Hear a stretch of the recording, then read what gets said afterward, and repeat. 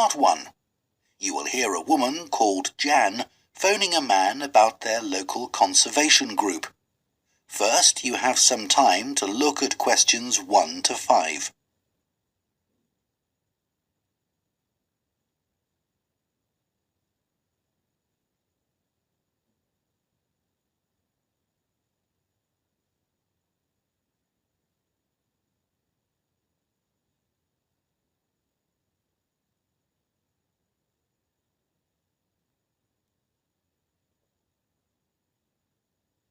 Now listen carefully and answer questions 1 to 5. Hello? Oh, hello. My name's Jan.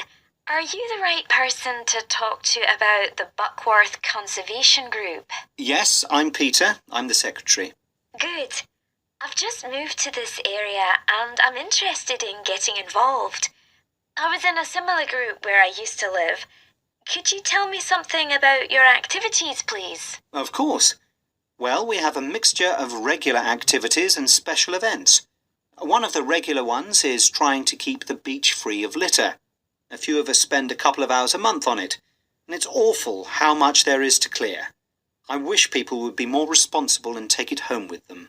I totally agree. I'd be happy to help with that. Is it okay to take dogs? I'm afraid not, as they're banned from the beach itself. You can take them along the cliffs, though, and children are welcome. Right. We also manage a nature reserve, and there's a lot to do there all year round. For example, because it's a popular place to visit, we spend a lot of time looking after the paths and making sure they're in good condition for walking.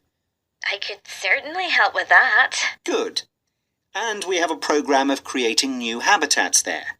We've just finished making and installing nesting boxes for birds to use, and next we're going to work on encouraging insects. They're important for the biodiversity of the reserve. They certainly are. Oh, and we're also running a project to identify the different species of butterflies that visit the reserve. You might be interested in taking part in that. Sure. I was involved in something similar where I used to live, counting all the species of moths. I'd enjoy that. Another job we're doing at the reserve is replacing the wall on the southern side, between the parking area and our woodshed. It was badly damaged in a storm last month. Okay. Before you hear the rest of the conversation, you have some time to look at questions 6 to 10.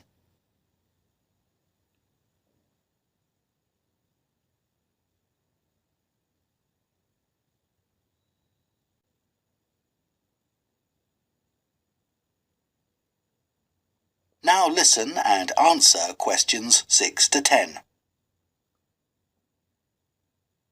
Then, as I said, we have a program of events as well, both at the weekend and during the week. Right. I presume you have guided walks.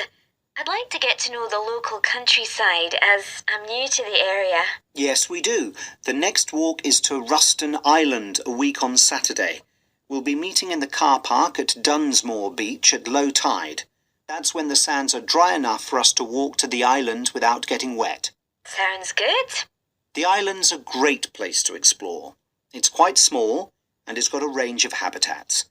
It's also an ideal location for seeing seals just off the coast or even on the beach. Okay. And is there anything we should bring? Like a picnic, for instance? Yes, do bring one, as it's a full-day walk. And of course, it'll be wet walking across and back, so make sure your boots are waterproof. I must buy a new pair. There's a hole in one of my current ones. Well, I'd definitely like to come on the walk. Great. Then later this month, we're having a one-day woodwork session in Hopton Wood. I've never tried that before. Is it okay for beginners to take part? Definitely.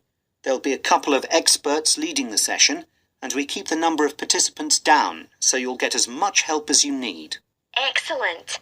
I'd love to be able to make chairs. That's probably too ambitious for one day. You'll be starting with wooden spoons, and of course learning how to use the tools. And anything you make is yours to take home with you. That sounds like fun. When is it?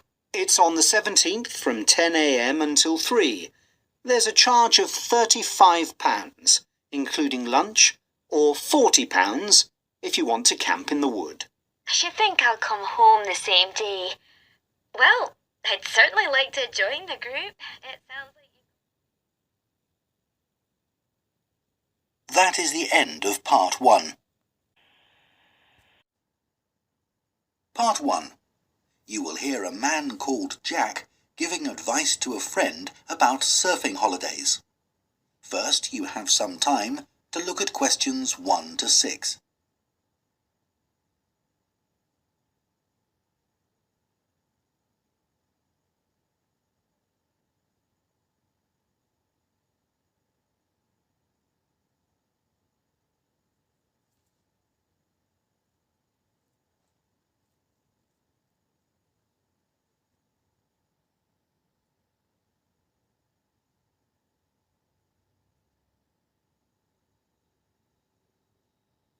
Now listen carefully and answer questions 1 to 6. Jack, I'm thinking of taking the kids to the seaside on a surfing holiday this summer, and I wanted to ask your advice, as I know you're such an expert. Well, I don't know about that. But yes, I've done a bit of surfing over the years. I'd thoroughly recommend it. I think it's the kind of holiday all the family can enjoy together. The thing about surfing is that it's great for all ages and all abilities. My youngest started when he was only 3. Wow! But it's quite physically demanding, isn't it? I've heard you need to be pretty fit. Yes, you'll certainly learn more quickly and won't tire as easily. Well, that should be okay for us. You've been surfing a few times in Ireland, haven't you? Yes, there's some great surfing there, which people don't always realise. And which locations would you recommend? There seem to be quite a few. Yes, there are loads. Last year we went to County Donegal. There are several great places to surf there. What about in County Clare? I read that's also really good for surfing. Yes, it is. I've been there a few times. Most people go to Lahinch. My kids love it there. The waves aren't too challenging and the town is very lively. Are there good hotels there? Yes, some very nice ones. And there are also a few basic hostels and campsites. It's great if you need lessons, as the surf schools are excellent. Sounds good. Yes, and there's lots to see in the area, like those well-known cliffs. I've forgotten the name of them. Oh, don't worry. I can look them up. I've also been surfing in County Mayo, which is less well known for surfing, but we had a really good time. That was a few years ago when the kids were younger. There's a good surf school at Carraniskey Beach. How do you spell that? CarraniskeyY.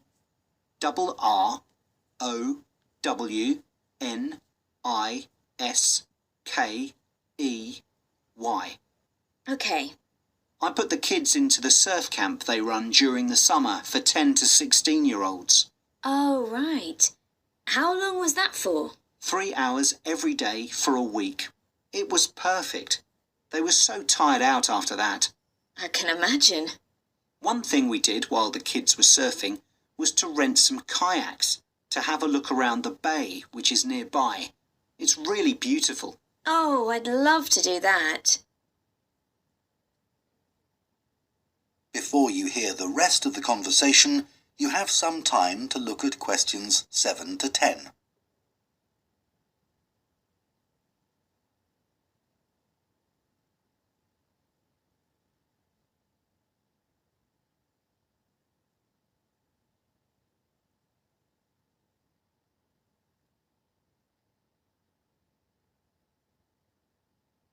Now listen and answer questions 7 to 10.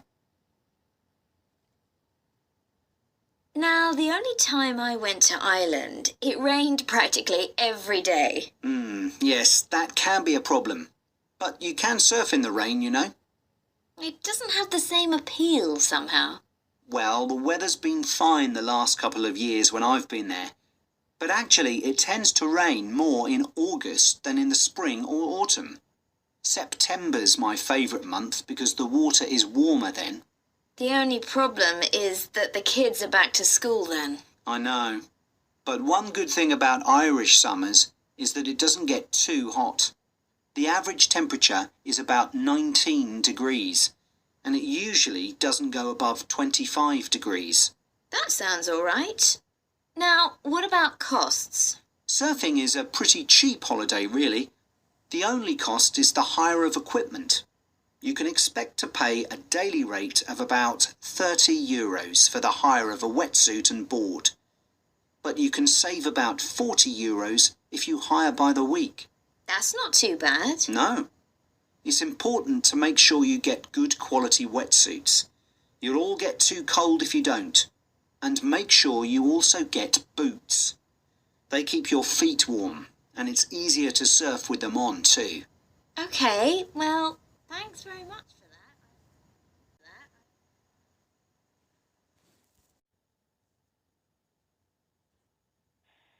Part 1. You will hear a man phoning the owner of a holiday cottage. First, you have some time to look at questions 1 to 6.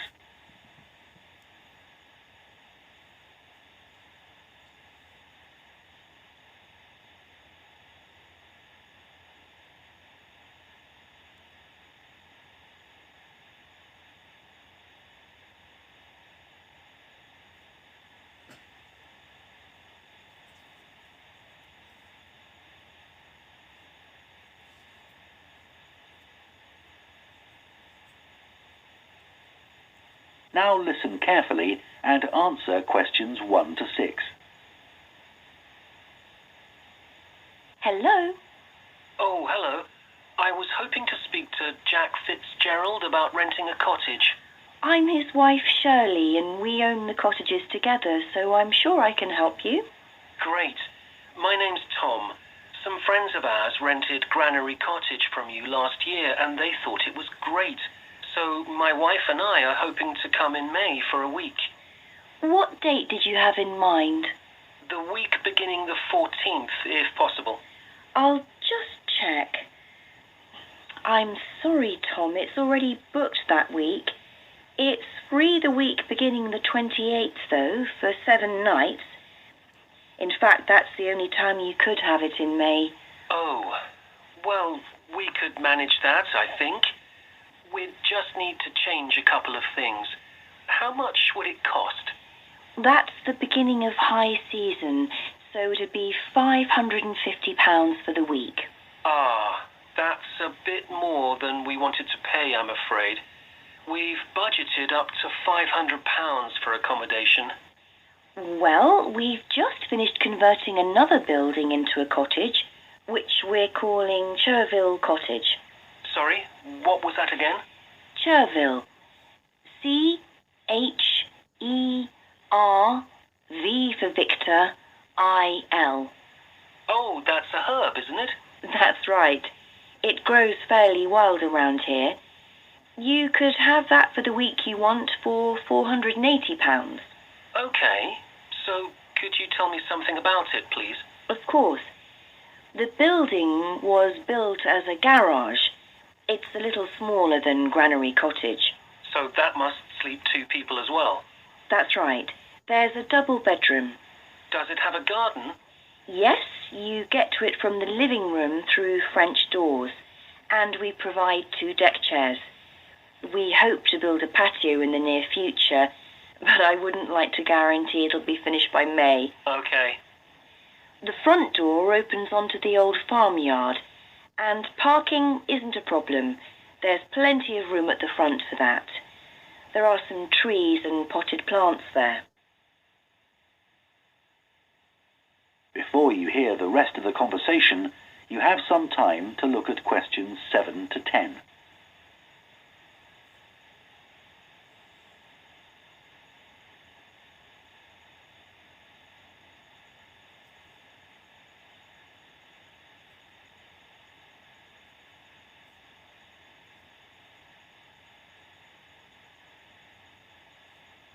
Now listen and answer questions 7 to 10. What about facilities in the cottage? It has standard things like a cooker and fridge, I presume. In the kitchen area, there's a fridge freezer, and we've just put in an electric cooker. Is there a washing machine? Yes. There's also a TV in the living room, which plays DVDs too. The bathroom is too small for a bath, so there's a shower instead. I think a lot of people prefer that nowadays anyway. It's more environmentally friendly, isn't it? Unless you spend half the day in it. Exactly. What about heating? It sometimes gets quite cool at that time of year. There's central heating, and if you want to light a fire, there's a stove. We can provide all the wood you need for it. It smells so much nicer than coal, and it makes the room very cosy. We've got one in our own house. That sounds very pleasant. Perhaps we should come in the winter to make the most of it. Yes, we find we don't want to go out when we've got the fire burning. There are some attractive views from the cottage, which I haven't mentioned. There's a famous stone bridge. It's one of the oldest in the region, and you can see it from the living room. It isn't far away. The bedroom window looks in the opposite direction and has a lovely view of the hills and the monument at the top. Well, that all sounds perfect. I'd like to book it, please. Would you want a deposit? Yes, we ask for 30% to secure your booking. So that'll be £144. And when would you like the rest of the money? You're coming in May, so the last day of March, please. Fine. Excellent. Could I just take your details so that I can... That is the end of part 1.